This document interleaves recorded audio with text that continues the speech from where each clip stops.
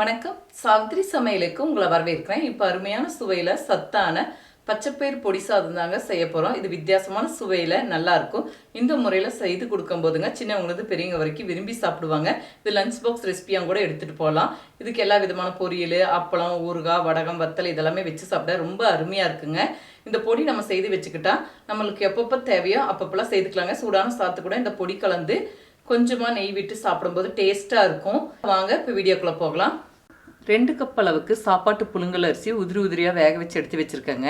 இதுக்கு அளவாக தான் இப்போ நம்ம பச்சைப்பயிர் பொடி செய்ய போகிறோங்க.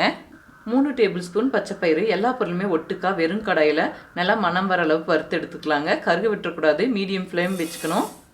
1/2 டீஸ்பூன் மிளகு, 1/2 டீஸ்பூன் சீரகம், சின்ன சைஸில் 3 வரமிளகாய், இது கூடவே 3 பூண்டு பல், சிறிதளவு கருவேப்பிலை. இதை நல்லா வறுத்துக்கலாங்க. எண்ணெய் சேர்க்காம வெறும் கடாயில் வறுத்து எடுத்துக்கிட்டால் சரியாக இருக்கும். மிளகாய் அவங்கவுங்க காரத்துக்கு தகுந்த அளவு சேர்த்துக்கலாங்க. இப்போ எல்லாம் நல்லா வறுபட்டுருச்சுங்க. பச்சைப்பயிர் வறுக்கும் போதே உங்களுக்கு அந்த வறுபட்ட மணம் வரும் பாருங்கள். இந்த பக்குவத்துக்கு வறுத்து எடுக்கும்போது உங்களுக்கு பொடி சாதம் செய்யறதுக்கு ரொம்ப டேஸ்ட்டாக இருக்கும். ஒரு தட்டுக்கு மாற்றி சூடார வச்சுக்கலாம். பாருங்கள், உங்களுக்கு பச்சைப்பயிர் கலர் நல்லா மாறி வந்திருக்கு. வறுத்த பொருள் எல்லாமே சூடாரிச்சுங்க. ட்ரை மிக்சி ஜாரில் பொடிச்சு எடுத்துக்கலாம். எல்லாத்தையும் பொடிச்சு எடுத்தாச்சுங்க. சாப்பாட்டுக்கு தாளித்து விட்டுக்கலாம். பாருங்கள், இந்த அளவுக்கு பொடிச்சு எடுத்திருக்கேன். கொஞ்சம் லேசாக நரநரப்பாக இருக்கிற மாதிரி பொடிச்சு எடுத்திருக்கேன். சாப்பாடு தாளிக்க 2 டேபிள் ஸ்பூன் ஆயில் விட்டுருக்கேங்க. எண்ணெய் சூடாகட்டும். இப்போ எண்ணெய் சூடாகிடுச்சுங்க. தாளிக்க 1/2 டீஸ்பூன் கடுகு பொரியறது கூடவே 1/2 டீஸ்பூன் உளுந்தம்பருப்பு, இது கூடவே 10-12 முந்திரி பருப்பு ஆப்ஷனல் தாங்க. விருப்பப்பட்டால் சேர்த்துக்கலாம், இல்லாட்டி பச்சை வேர்க்கடலையும் கூட சேர்த்துக்கலாங்க, இல்லாட்டி வறுத்த வேர்க்கடலையும் கூட சேர்த்துக்கலாம். இது கூடவே 2 வரமிளகாய், சிறிதளவு கருவேப்பிலை. இதெல்லாம் வறுபட்டுச்சுங்க. இது கூட உதிரியாக வேக வச்ச சாதத்தை சேர்த்துக்கலாங்க. இது கூட தேவையான அளவுக்கு உப்பு, இது கூடவே பொடிச்ச பச்சைப்பயிர் பொடியை சேர்த்து நல்லா கலந்து விட்டுக்கலாங்க. இந்த பச்சைப்பயிர் பொடி நீங்கள் தயார் செய்து வச்சுக்கிட்டாங்க. 1 வாரம்ங்கிறது 1 மாதம் பக்கம் நம்ம வச்சு பழங்கிக்கலாங்க. சூடான சாத்து கூட இந்த பொடியை சேர்த்து கொஞ்சமாக நெய் விட்டு கூட சாப்பிட்டுக்கலாம். நான் இன்றைக்கி தாளித்து லஞ்ச் பாக்ஸ்க்கு ரெடி பண்ணி தரேங்க. இப்போ நான் அளவாக செய்திருக்கேங்க. நீங்கள் இதே அளவில் ஒரு 4-5 மடங்கு கூடுதலாக எடுத்து நீங்கள் வறுத்து ஸ்டோர் பண்ணி வச்சுக்கிட்டா ஒரு 4-5 டைம் நீங்கள் பயன்படுத்திக்கலாம். இப்போ பச்சைப்பயிர் பொடி சாதம் தயாராகிடுச்சுங்க. இது கூட ஏதாவது ஒரு பொரியல், அப்பளம், வடகம், ஊறுகாய் வச்சு சாப்பிட்டா ரொம்ப நல்லா இருக்குங்க. இது லஞ்ச் பாக்ஸ் ரெசிபியாக கூட எடுத்துகிட்டு போகலாம். சிம்பிளாக செய்து வச்சுக்கலாங்க. இது வித்தியாசமான சுவையில் நல்லாயிருக்கும். இதே முறையில் செய்து பாருங்கள். இப்போ அருமையான சுவையில் பச்சைப்பயிர் வச்சு துவையல் தாங்க சேர்ப்புறோம். இது வித்தியாசமான சுவையில் நல்லாயிருக்கும். இந்த மாதிரி துவையல் செய்து கொடுக்கும்போதுங்க எல்லோரும் விரும்பி சாப்பிடுவாங்க. இந்த துவையல் எல்லா விதமான சாதத்துக்குமே சைடிஷாக வச்சு சாப்பிட்லாங்க. வெறும் சாதத்து கூட இந்த துவையல் சேர்த்துட்டு சூடாக கொஞ்சம் நெய்யோ இல்லாட்டினா நல்லெண்ணெயோ விட்டு சாப்பிடும்போது நல்லா இருக்குங்க.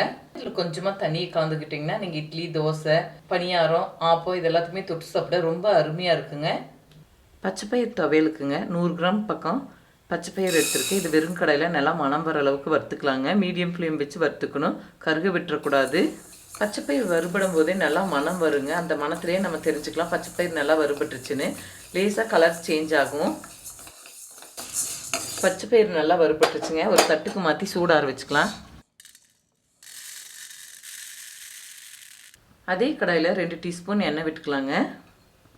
பெரிய சைஸில் பூண்டுப்பல் இருந்தனாலைங்க 3 பூண்டுப்பல் பொடியாக நறுக்கி வச்சுருக்கேன். நீங்கள் சின்ன சைஸில் இருந்தால் 6-7 பூண்டுப்பல் எடுத்துக்கலாம். இதை சேர்த்துக்கலாம். இது கூடவே காரத்துக்கு 5-6 வரமிளகாய், அவங்க காரத்துக்கு தகுந்தளவு மிளகாய் சேர்த்துக்கலாம். சிறிதளவு புளி, இது கூடவே 2 சில்லு தேங்காய். லேசாக தேங்காய் வதக்கிக்கிட்டால் போதும். இங்கே துருவியும் கூட சேர்த்துக்கலாம். இதெல்லாம் நல்லா வறுபட்டுருச்சுங்க. இது ஒரு தட்டுக்கு மாற்றி சூடார வச்சுக்கலாம். இப்போ நல்லா சூடாறிடுச்சுங்க. முதல்ல வறுத்த பச்சைப்பயிரை போட்டு ஒரு அடி அடிச்சுட்டு அதுக்கப்புறம் வரமிளகாய், பூண்டு பல்லெல்லாம் சேர்த்து அரைச்சிக்கலாம். பச்சைப்பயிறு அரைச்சது கூடவே வரமிளகாய், புளி, தேங்காய், பூண்டு பல் சேர்த்து அரைச்சிக்கலாங்க. தேவையான அளவுக்கு உப்பு சேர்த்துக்கலாங்க. முதல்ல தண்ணி சேர்க்காம அரைச்சிட்டு அதுக்கப்புறம் தேவையான அளவுக்கு தண்ணி சேர்த்து துவையலுங்கிறங்காட்டிக்கு கொஞ்சம் கெட்டியாக அரைச்சி எடுத்துக்கலாம். பாருங்கள், துவையலுக்கு அரைச்சிட்டோம். அரைக்கும்போது ரொம்ப நைஸாக வலுவலுன்னு அரைக்கக்கூடாதுங்க. சின்ன நரநரப்பு தன்மை இருக்கணும், நைஸ் ரவை பதத்துக்கு. இந்த மாதிரி தன்மையில் துவையல் இருக்கும்போது நல்லாயிருக்கும். இதுக்கு விருப்பப்பட்டால் நீங்கள் கடுகு, உளுந்து பருப்பு, கருவேப்பிலை சேர்த்து தாளிதம் சேர்த்துக்கலாங்க. இதில் நான் தாளிதம் சேர்த்துக்கலைங்க. இப்போ அருமையான சுவையில் மணமான சத்தான பச்சைப்பயிர் துவையல் செய்துட்டேங்க. இதே முறையில் செய்து பாருங்கள். இந்த வீடியோ பிடிச்சிருந்தா லைக் பண்ணுங்கள், ஷேர் பண்ணுங்கள், சப்ஸ்கிரைப் பண்ணுங்கள், கமெண்ட்ஸ் பண்ணுங்கள். அடுத்த வீடியோவில் சந்திக்கலாம்.